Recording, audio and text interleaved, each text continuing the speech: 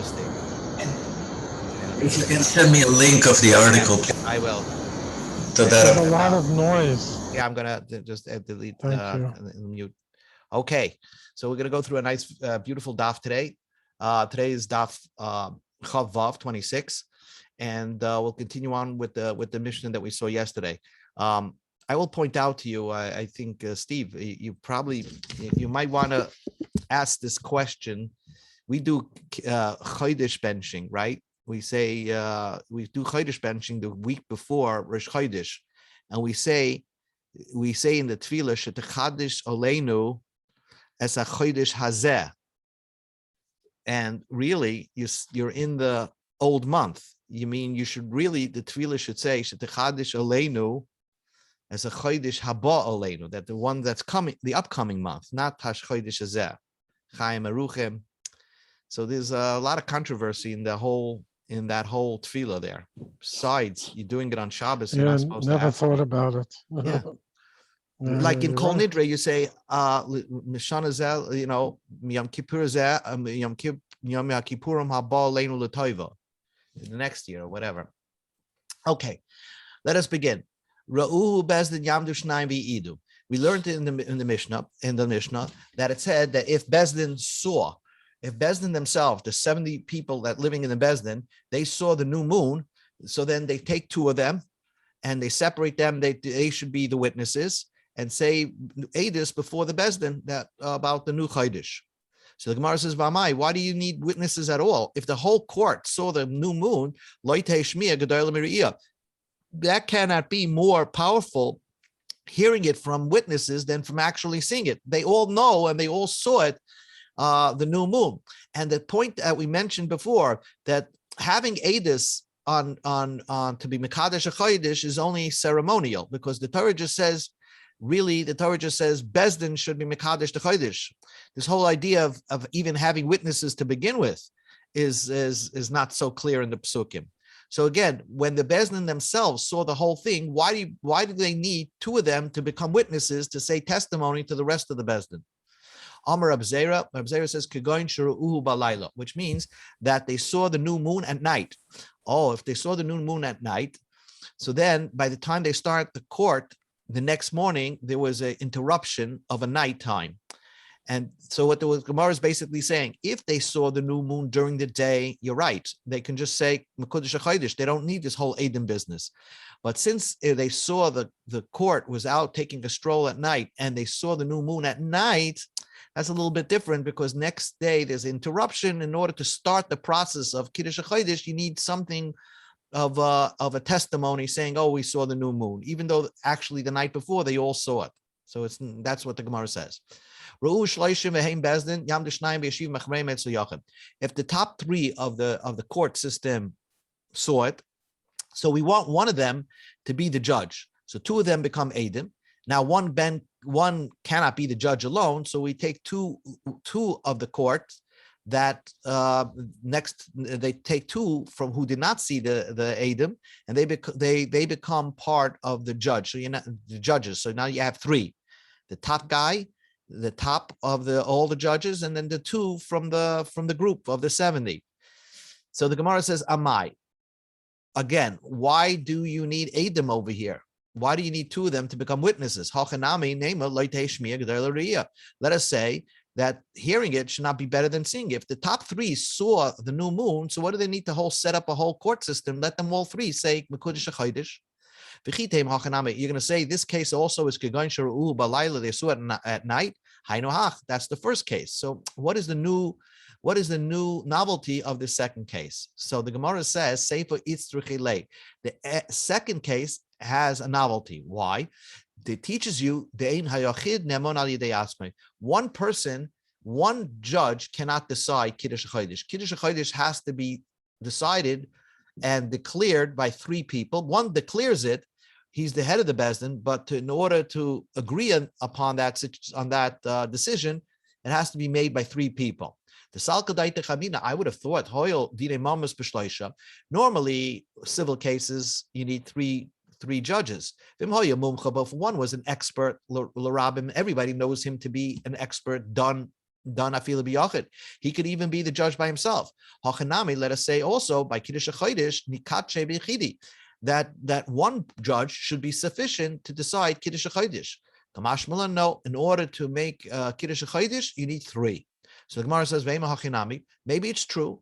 How do you know that you need three? Maybe it should be like a similar case, a monetary civil case, where one could be a judge. You don't need three. So the answer is, we have it in the Psukim, because Moshe Rabbeinu was considered the most expert of the Torah. And God says to Moshe, Adi ikaham badach.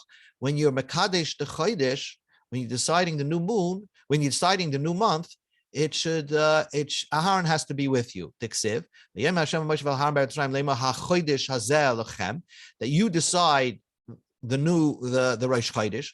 And so it's Moshe and Aaron. And normally we have Bezdin cannot be an even number. It has to be an odd number. So that's why from the Psukim, it implies that you need three people. Now the Gemara asks another question. What's going to happen in the cases that we're discussing, where the court themselves saw, the judges themselves saw the new moon? So two of the judges are no more judges. They dismiss themselves from being a judge, but they become witnesses. But the others could become a judge, even though they witnessed a whole new moon. So remember, would you say the aid, somebody who is a witness, Nasadayim, who could be a judge? So Lema, would you say Masnisin like Rabbi Kiva? Our Mishnah does not go like Rabbi Kiva. The Tanya we learned in a Brisa. Sanhedrin, you have all the judges of the Sanhedrin. Sharo, Echad, Sharagas, and Nefesh. Everybody witnessed a crime. Somebody murdered somebody else. So then the Rabbi Tarfon says, Miktsos nasa edim umiktsos nasa daim. Part of the courts, part of the judges could excuse themselves and become witnesses, and part of them could remain judges, even though the judges themselves witnessed the whole event. Divrei Rabbi Tarfon. You would think that they're impartial because they witnessed the whole event. That's Rabbi Tarfon. And Rabbi Kiva says, Kula nasa edim. They can never be the judge. They could only be witnesses. Vein eid nasa daim. Once you witness something, you cannot be the judge in a murder case. So in our case, in our Mishnah, we're saying that the judges themselves, even though they witnessed the new moons, can be the judge and let somebody else be the witness. So our Mishnah does not go like Rabbi Akiva. So the Gemara says not so. Afilu Tamer Rabbi Akiva. You could say our Mishnah goes according to Rabbi Akiva. Atkan like Rabbi Akiva Hasam. Rabbi Akiva didn't say that idea that if you witness something, you cannot become the judge. By a murder, capital case, a murder case. The Torah wanted you to have some sort of compassion to the person being judged. And therefore, the Torah says that if you witnessed, it's very hard for you to see some merit that to make him innocent. So therefore, if you witness and murder, you cannot be the judge. Since they saw this person kill somebody, that judge will not be able to see a merit for this person. So therefore, he's disqualified from being a judge.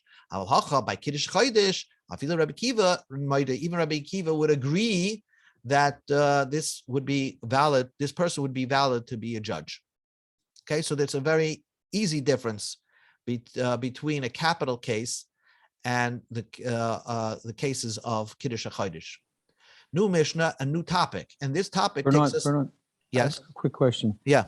Remember we talked about the Eidim could be Machal Shabbos. Yeah. So these are the Eidim are from the Sanhedrin. What case would be where would be an example of the Eidim have to Machal Shabbos? In other words, they have to basically tell the Shluchim to go and tell everybody. Yeah. Well, if right, if Sheldon was in Tel Aviv and saw the new moon, and it was Friday night, right? The new moon, it's the 30th day, right? Shabbos will be the 30th day, and you saw it Friday night. Shabbos morning, you would get into a cab and go to Yerushalayim to say Tevis. So you're talking about I'm part of the Sanhedrin? No, not this. No, witnesses could come from anywhere. The Mishnah told you a specific case. What would happen if the Sanhedrin themselves, the court system themselves, okay, I missed that one statement. Okay. Well, and the Chiddush of the Mishnah is, and I want to reiterate the point. If the court themselves in Yerushalayim, the court, people on the judges say they saw the new moon, If they saw it during the day, they don't even need witnesses anymore. They can say Mikudesh because we saw it. If they saw it like you on the night before, then since there's an interruption, part of the judges, even though they witness it, will remain judges, but part of them will excuse themselves and become witnesses and say testimony to their Okay. contemporaries. And if the judges didn't see it, and it was someone else like myself in Tel Aviv, I would have to go to the Sanhedrin and tell them I saw the Chodesh, right? Basically. Yeah, obviously, yes. Okay, obviously. Okay. Yeah. And in fact, if you came there on Shabbos, they made big parties for you and they celebrated your arrival. No, Okay. that's what the Mishnah said, right? That's what they did. Yeah. They did. They Yeah. celebrated your arrival because they didn't want you to be discouraged if you're going to come there and you see other people there and you're not picked as the witness, Exactly. you would never come. So they Okay.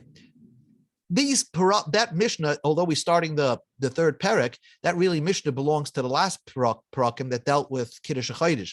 From now to the end of the Masechta, basically we're dealing with the shofar and the prayers on Rosh Hashana. So as an introduction, I just want to point out to you that here's the picture on my screen.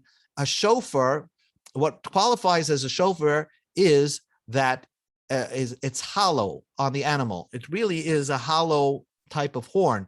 All you pull out is a bone that made this hollow piece connected to the head's animal. So this where my pointer is, that was connected to the animal, and it had like a cover on it, a hollow cover on it. That qualifies as a shofar. Any animal that has that qualifies as a shofar. Obviously, an elephant tusk is not that, right? It's not now the way they pull that piece inside out.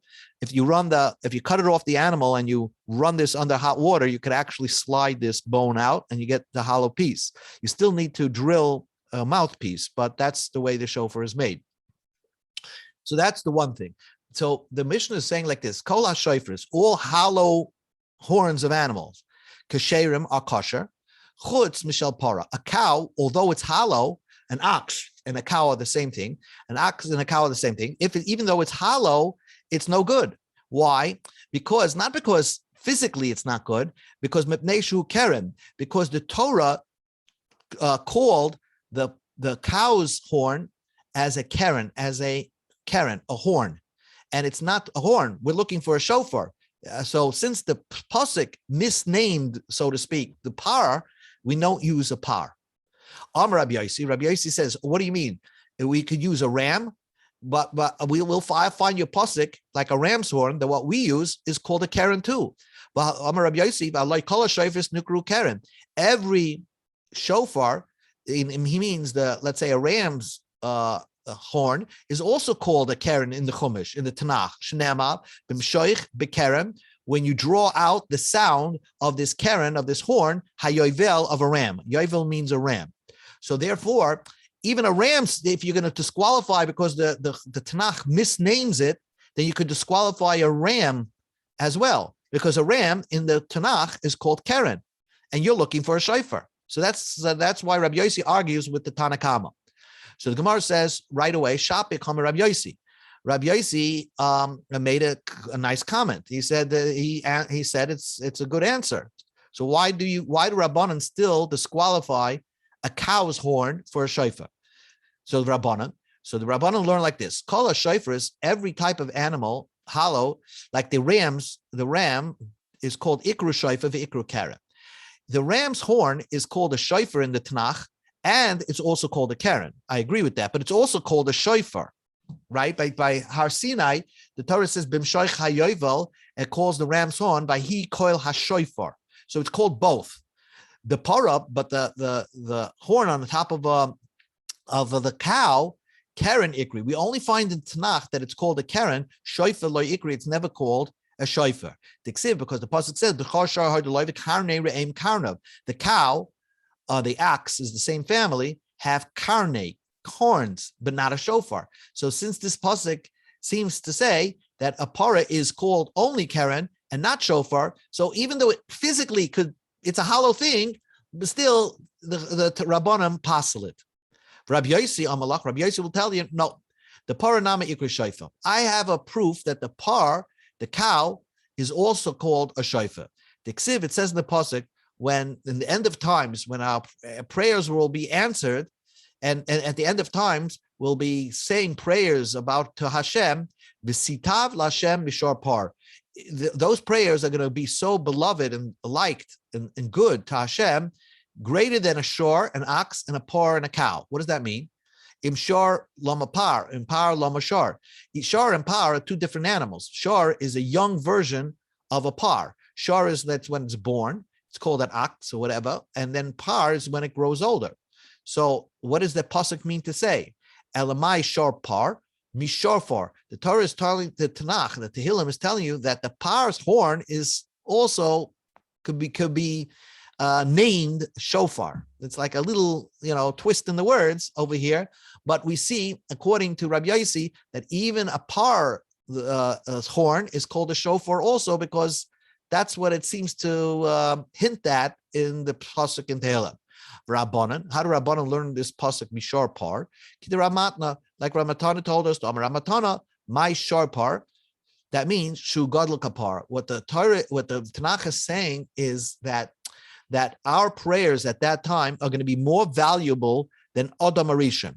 Adam Arishon made a korban the first day he was born. He got dark Friday night, and he thought, "Oh my goodness, God's angry, and he's going to destroy the world." The next Shabbos morning, it got light again. So then he was so thankful. He brought, and in time of Maaseh Bereshis,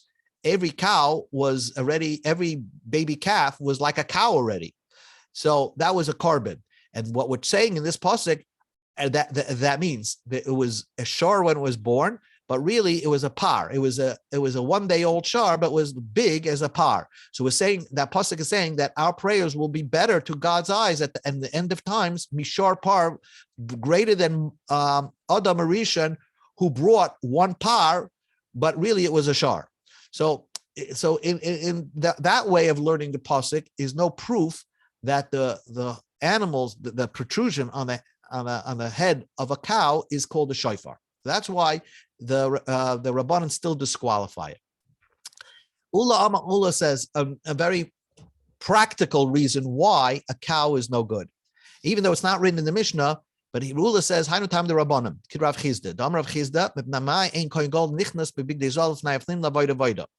Ula says, "I'll give you another reason why the cow's horn is no good." Because Rav Chizda made a comment, why on Yom Kippur, the Kohen Gadol does not serve with gold clothing when he goes into really inside the Kodesh Kodashim. He only wears white clothing. Why? A prosecutor cannot become an advocate, which means that we did the biggest avera of our history with the egel, the golden calf, and therefore we don't want to remind the Kohen Gadol wearing something does not want to remind God about our avera, Klal Yisrael's avera with gold. So therefore, he wears white linen clothing instead of wearing gold clothing. So same idea, that the cow was the animal that we did the calf. There was a golden calf. So therefore, Ula felt the reason of the Rabbanan is that we don't use a cow's horn because it will remind Hashem, so to speak, of the egel that we did.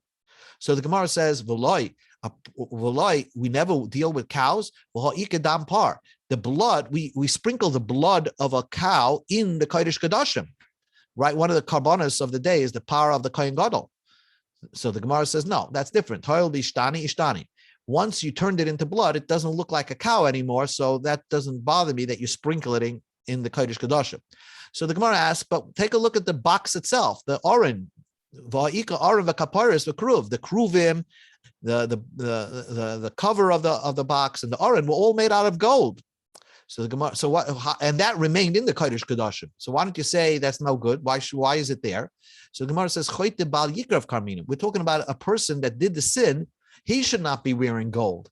But the fact that there was a keli there in the Kodesh Kodashim made out of gold doesn't concern me. One of the services of the Kohen Gadol, he had to bring a golden shovel with the spoon of the Ketoris into the Kodesh Kodashim. They were made out of gold. So why is that a problem of En Katega Nasa Senega? So the Gemara says, the problem with gold is if you wear the gold. If you're just holding gold in your hand, that's not a problem. So the Gemara says, okay, so your whole problem is wearing gold. Va'ika big day zav mi b'chutz. So the Kohen Gadol wore gold clothing outside. outside the Beis Hamikdash, not outside the Kodesh Kodashim. During the year when he did the service around the Beis Hamikdash, he always wore gold clothing. So the answer answers the Gemara, when you're inside, that's a problem. When you're really close up to God in the Kodesh Kodashim, that's when we say you shouldn't wear gold. So then the Gemara asks of the obvious question. So you're saying that the whole reason why we don't use the shofar of the cow, because ein kateger nasa senegar. We don't want the thing that we did the Avera with to be used as an advocate for us. So, but you said that doesn't apply if you're outside the Beis Hamikdash or you're outside the Kodesh Kodashim. And furthermore, you're not even wearing the shofar. You're actually holding it in your hand and blowing from it. So what's the problem there? So the Gemara says, shofar nami bebechutzu. Shofar is used on the outside of the Beis Hamikdash. It's outside the Beis Hamikdash. What should be the problem with using a shofar made from a cow? So the Gemara says, since it was done to remind God to give us a good year, that's like something that's mibifnim. That's like something that's up close in Kodesh Kodashim. Therefore, we don't use it on Rosh Hashana. So Ula's reasoning is that we don't use the cow's horn. It was because ein kategar nasa senegar, right? We don't want to remind God, so to speak, of the avera of the egel. So the Gemara asks about Tanabit Neshu Karen, but our Mishnah says the reason why we didn't use the horn, the cow's horn, is because it's a Karen. Another reason Mishnah says. So the Gemara says no. Our Mishnah only said one reason, but it agrees with the reason of Ula. Chada va'oid kamar. Mishnah really holds of both reasons. Chada, one reason is that we don't use the cow's horn, the ein katega nasa snega.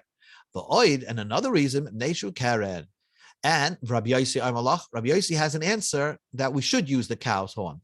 The ka'amrit that you say ein katega nasa snega hani mili, that was only said mi bafnim. Only if you're serving God in the Kodesh Kodashim, then you don't bring in something that reminds God of bad things. But this shofar was only you're using it in outside the Beis Hamikdash. That should not be a problem.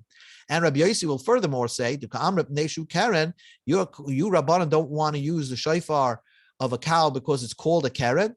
So I disagree. Kol shofars, every type of shofar is also called a karen. Even a ram is called a karen. So that doesn't disqualify the cow's horn. Abaya gives you another reason. Hainu tamayid rabbanim. This is the reason of rabbanim. Shofar amar rachmanav v'leishnaim v'shleishim shoysev. The Torah says, get one horn that's smooth. It's it doesn't have dividing lines on it.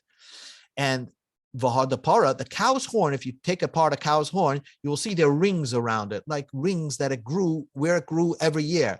Kevin the goy gilde, since it grows layers by layers, mischaze kishnayim v'shloishim shofars. It looks like 2 or 3 shofars. If you take a cow's horn, you see that it grew like layers each year. So it looks like you're holding 1 or 2, 3 shofars, one inside the other, like a bunch of coffee cups stacked up against each other. Therefore, that's why the Rabbanan disqualified the cow. So the Gemara of our Tanam Neshu Karen, but our Mishnah only said that the reason is because of the Karen. And why do you give me another reason? So the Gemara says, Chadav Oid Kama. The Mishnah is giving you a further reason. There are actually 2 reasons. That the reason why the Rabbanim disqualified a cow is because the Torah said 1 shofar, not 2 or 3. Void, and another reason, it's called a karen. Rabbi Yossi will say that a cow's horn is not disqualified. The fact that you say a cow's horn looks like 2 or 3 shofars, and that's why it's disqualified. I'll tell you not so. Kaven the mechabre ahadode, since they're connected one to each another, chadhu, it's considered like one horn. In other words, even though it looks like it's an optical illusion, the cow's horn looks like 2 or 3 shofars, one inside the other, but at the end of the day, it's all connected, and therefore it's one shofar. It shouldn't be disqualified. And Rabbi Yossi will furthermore say to the Chachamim, Karen, you're saying it's because it's called a Karen. Kol shofar nama ikru Karen. Every shofar is called a Karen, so I don't disqualify a cow's horn. Now the Gemara asks a new question, and this is a separate Gemara, which is discussing philology, which means the history of language. We kept saying that a pasuk that we quoted before, that that the word yovel means a horn. It means a ram's horn. So the Gemara says, "My mashma." Where do we see? Who told us the hayovla that the word yovel lishna dedichrahu means it's the language of Hebrew that's for a male ram. You see this pasuk mimshoich bekeren hayovel when you draw out the horn of a ram. How do you know this word yovel means a ram? It's an odd word in Hebrew because usually the word ram in Hebrew is ayel. So the Gemara says the Tanya, we learned in a brisa, and you get insight of Rabbi Akiva over here. Rabbi Akiva says, "Kashalachti la Rabbiya." I traveled to our Arabia, maybe Arabia. They would call lidichra, the word dichra, like a ram, yovla. They would call yovla a ram. So they got their language probably originally from the Hebrew, but since it's an uncommon word in Hebrew, so we didn't use it. It like sort of dropped out of the Hebrew language, but they're still using it in Arabia, and they got it from our language. You see, there are a lot of English words, let's say, that actually come from our holy language. For example, when we say agony, like somebody's in agony, so really the word yagoin is actually, a Hebrew word. Yagoin means somebody who's despairing, in agony, or like fire, right? In fire in Hebrew is aish. Well, how do you say ashes? Ashes is probably came from Hebrew. So a lot of languages actually took words from Hebrew and created their own language. And that's how we can discover what an odd Hebrew words is, what we look at other language, how they're using it. Fascinating. Rabbi Kiva says, "Kashalachti legalia." I went to France. Lenida galmuda. They would call Anida a galmuda, right? Anida is a galmuda. My galmuda, gamula damibala. She's separated from her husband. So this galmuda, and actually there's a pasuk that uses the word galmud. So if you want to know what that odd word means, it means somebody who's anida, who's separate from her husband. That's another language, Hebrew word that's actually used more common elsewhere. Rabbi Kiva says, "Kishalachti la'Afriki." When I went to Africa, kasita. They would call the word ma a kasita. My nafkamina. What do I need to know that? The perushe, to explain the pasuk in Parshas Vayishlach, Meya kasita, that Yaakov bought a piece of land with Meya kasita, 100 kasita. The Raisa Meya donkey. It means 100 ma'ah, 100 donkey, which is another name for a ma'ah. It's a type of currency. Rabbi says, I went to the islands of the sea. They would call buying a sale of something called kira. The my nafkamina, what do I know? What do I care how they speak in other countries? The parisi, because I need to know that. Asha karisili. There's a pasuk in Chumash that says Asha karisili, and I don't know what this word karisi means. But now that I know kira means to be buying, so Yaakov was saying, "Go bury me in Maras HaMachpelah, because I bought it. Esav's share of Maras HaMachpelah off him. Karisili." Amar Shimon Lakish, Shalachti Tchumkan Dishaya Hoyakar Lakala Ninpi Latana going Lesefchi. When they called a bride, was another name for a bride Ninpi, and for a chicken they would call Sechvi. Lakala Ninpi Mikra.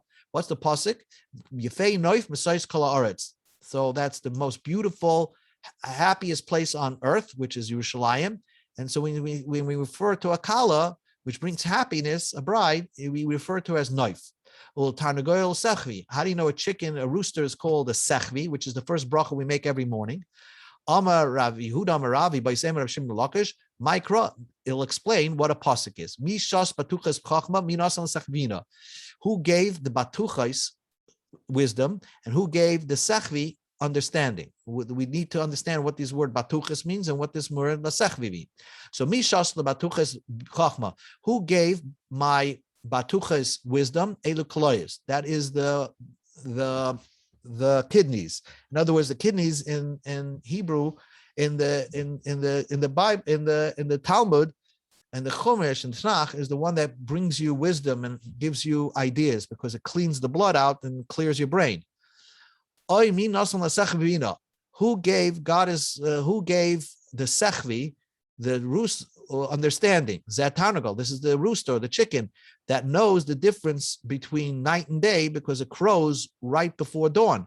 So only Hashem gave this special talents to the chicken. So that you have to know what the context of the pasuk there is talking about. Next Gemara, the Gemara discusses a story. You have to be aware that a lot of the Tanoim did not learn Chumash, or Tanakh, they didn't know every pasuk, because you're going to see this story. Levi iklahu Asra. Levi came to a city.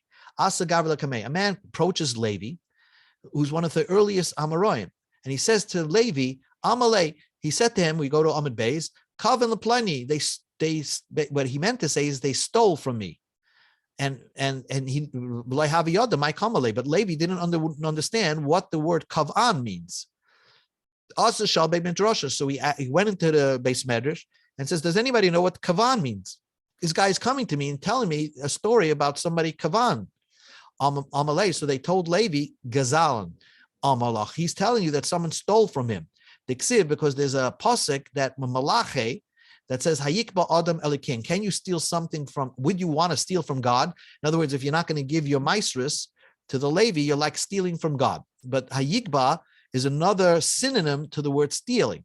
Therefore, he was telling you that he was complaining, telling you that he was a victim to a theft. That's why you see that Levi was not so aware of this pasuk, it seems. Anyhow, Amalei Rava Barnish Ravashi, Rabbanar Rabanish said to Ravashi, if I wouldn't even have to go into the Beis Medrash, I would have asked more questions to the guy. How did it happen? Or with what did it happen with? Or where did it happen with? And then I would have discovered what the person meant. Sometimes you ask questions, you don't even have to look into Tanakh. You can figure out what it means by asking other questions. The EU Sava, but Levi did not want to do that. Because he thought that kavan means somebody did adultery with him, and he didn't want to get into details. So until he went to the Beis Medrash, and they told him that the word keva, yikva, means to steal, and that's why, for example, you'll say kvias item la Torah. You set aside time for Torah, but it could also mean you steal time for Torah. That's why you always have to steal a little time for your learning in order to be successful.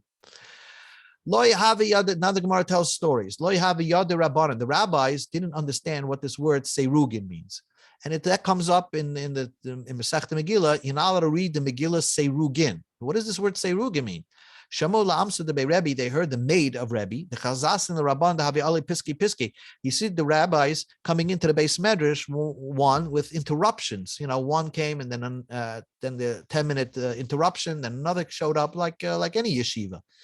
Amrale, so she called out to the students, Admose atem nichnosim seirugin. How long are you going to keep coming in with interruptions? So he understood that the word seirugin means interruption. Again, the Gemara says another story. The rabbis didn't know the translation of my chalug loigos. What is this meaning of chalug loigos? One of the things that a kohen during the 7 days of separation should not eat chalug loigos. They didn't know what this word chalug loigos means. They heard the maid of Rebbe, the chazis lahu gaver parchine. He was spreading out purslane, so which is a type of vegetable. Amorle, she said to him, how long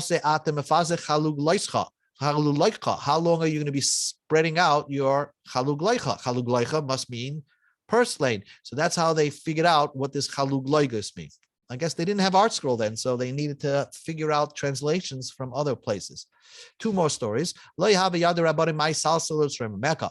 know what this means. Salsala, turn it, and then you will lift you. They heard there's maids of Rebbe. They were telling this person, he's twisting his hair. They told him, how long are you going to misalsal, twist in your hair? So usalsala, when the Tanakh tells us salsala, turn around the Torah, go into it with your finger, usra memecha, and it will elevate you. That's what salsala means. You got to go deeper in it, not take anything at surface. Another thing the rabbis didn't know. The Torah rabbis did not know that what's the meaning of this pasuk. Betatesi b'metate, I'll sweep you with a broom, hashmade, and you'll totally be destroyed. But I'm telling you, they didn't know what tate means. They heard the student, the maid of Rebbe, the Have Amre Lechavret, she was telling her friend, who's probably also a maid, take my broom and sweep your house. So they understood that tatase is another word for sweeping, is another word for broom. Then finally, the Gemara says, the Rabbanan did not know the meaning of this pasuk. And this is a pasuk you should always remember for the rest of your life. Hashlich al Hashem Yahavcha, cast your Yahavcha onto God, and he will support you. What does that mean? Yahavcha. Amar Rabba Bachana, Yom Echad, Rabba Bachana explained, one day, I was going next to an Arab. I was carrying a big load, right? And this Arab told me, Shekol Yahavich, take your load, Ushdai Agamlai, and throw it onto my camel. So now I understood that Yahavcha means load. So Yahavcha, what the Pasuk in Tehillim is saying, that if you have worries and load, at some point you can't carry it alone. You have to throw it onto God, and then once you in your mind's eye, in your mind, you cast the worry onto God, you'll find that He will give you support and you'll be able to handle it better. If you think you're carrying the world's load on yourself, then you don't get the support of God. You have to throw it onto God, and He will support you. We'll finish off with the Mishnah. Shofel shel Rosh Hashana. The Mishnah says that the horn of Rosh Hashana shel Yoel was from an ibex. So let's just take a picture over here of an ibex. Now, an ibex, this is an ibex, popular animal, but in my picture, I will show you when they make a shofar from the ibex, it would look like this. They would cut the rest off because it's not usable, and they would only use the hollow part only goes up to here. That's why for this is considered a straight shofar. It's not a curvy shofar. Okay, but for a ram, actually the whole thing is curved, right, bent, so to speak, and it's hollow up to here. So when they make a ram shofar, they actually cut off the ends, and then they make a mouthpiece. But for the most part, the hollow part extends in a curvy way. So the Mishnah says on Rosh Hashanah you should use a straight. The Tanakama holds not like what we do today. You should use an ibex and push it. The main thing is to be straight, because we want you to feel according to the Tanakama, to feel confident in your prayers. So you don't want to be bent on your Rosh Hashanah. Tanakama holds you should be straight up and with a positive attitude. And in the Beis Hamikdash, upiv mitzupa zahav, the mouthpiece was covered with gold. And in the shul of the Beis Hamikdash, it wasn't actually covered with gold because then it would be a chatzitza, but around the mouthpiece they put gold for the Beis Hamikdash. And in shul of the Beis Hamikdash, they also blew shtei chatzoisus min hatzadin. They had two trumpets on the sides. Shofar ma'arich, the shofar in the shul of the Beis Hamikdash and Rosh Hashanah they would all blow at the same time, but people would pay more attention to the shofar. Actually, it extended longer than the trumpets. The chatzoitus mekatzrois, and the trumpets would be short blows. Shemitzvos hayom b'shofar, because there's a mitzvah today to blow shofar. So Rosh Hashanah, that was what they blew, and that's the animal that they used. Says the Tanakama ubetainiyos, but on a fast day in the Beis Hamikdash, on a fast day, if it didn't rain in Israel by the 17th of Cheshvan, the tzaddikim started to fast, and then the tzibur next started to fast. In the next 3 days, they would stop making more severe fast. We'll learn more about this in Masechta Tainis Be'ezer Hashem. But they made special tefillas on Tainis. So, and they would blow by the extra prayers that they said it on fast days. There, Bishal Zecharim, you take ram's horns.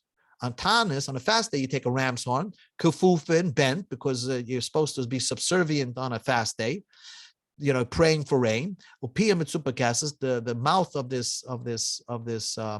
the shofar was covered with silver, and the two trumpets in the middle. Shofar mekatza v'chatzroisus maricha shemitzvah b'chatzroisus. The shofar would be short, and the trumpets would be long, because the mitzvah of fast days were done, the main mitzvah of the fast days is to blow with trumpets. Finally, the Mishnah says, Shava Yovel Rosh Hashanah. The freedom blow that we blew on Yom Kippur Rosh Hashanah, on Yom Kippur of Yovel, was equal to the same animal as we blow on Rosh Hashanah. So that according to the Tanakama, you used on Rosh Hashanah an ibex. So on the Yovel blowing, you also used an ibex, latkia for the blowing, and la brachos for making extra brachos in Shemoneh Esrei. We have Malchias, Zechroinus, and Shofris. So in Yom Kippur of Yovel, they also said Malchias, Zechroinus, and Shofris. That's what Yovel was. And the fact that we blow every year on Yom Kippur is because we never know which year was actually Yovel. So that's why we blow every year Yom Kippur. And finally, Rabbi Yehuda says, what we do, Rosh Hashanah, toikim b'shel zecharim. On Rosh Hashanah, you should blow with zecharim is another name for rams. To remind God, not to remind, but we want to be bent on Rosh Hashanah, to be subservient, accept things the way they are. By Yovelis, but Yovel, where that blowing was for freeing the slaves, B'shel Ye'elim, then you use an ibex, a more straighter type of shofar. So this is the discussion over the next few days, this particular Mishnah. Okay. Okay, a lot of things today, a lot of language and everything. Shabbos. Okay, Shabbos. Good Chodesh. Good Chodesh. Good Chodesh. Shabbos, a guten Kodesh, Baruch, sei gesund. Sei gesund.